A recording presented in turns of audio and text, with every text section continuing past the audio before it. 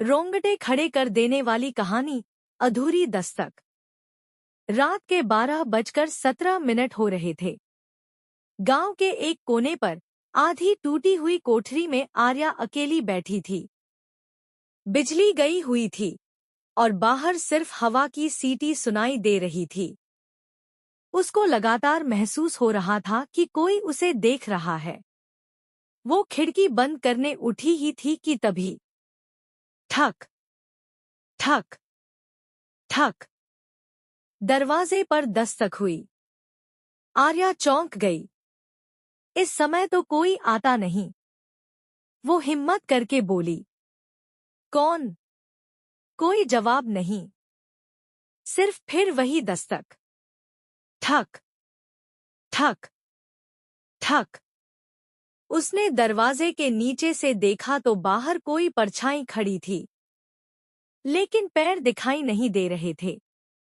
उसका दिल जोर से धड़कने लगा। वो पीछे हट रही थी कि अचानक खिड़की के कांच पर किसी ने उंगली फेरते हुए लिखा, मैं अंदर हूं।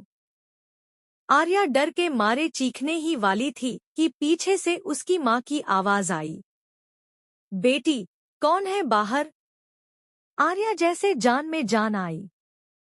वो दौड़कर पीछे मुड़ी, पर वहां कोई नहीं था। सिर्फ ठंडी हवा का झोंका और खाली अंधेरा। उसकी माँ गाँव गई हुई थी।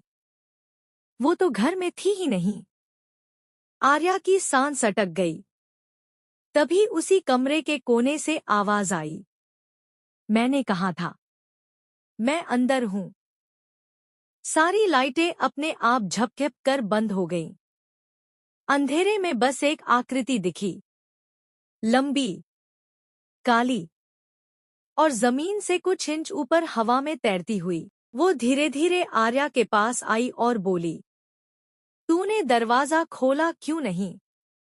आर्या चीख पड़ी और उसी पल सब कुछ अंधेरा हो गया।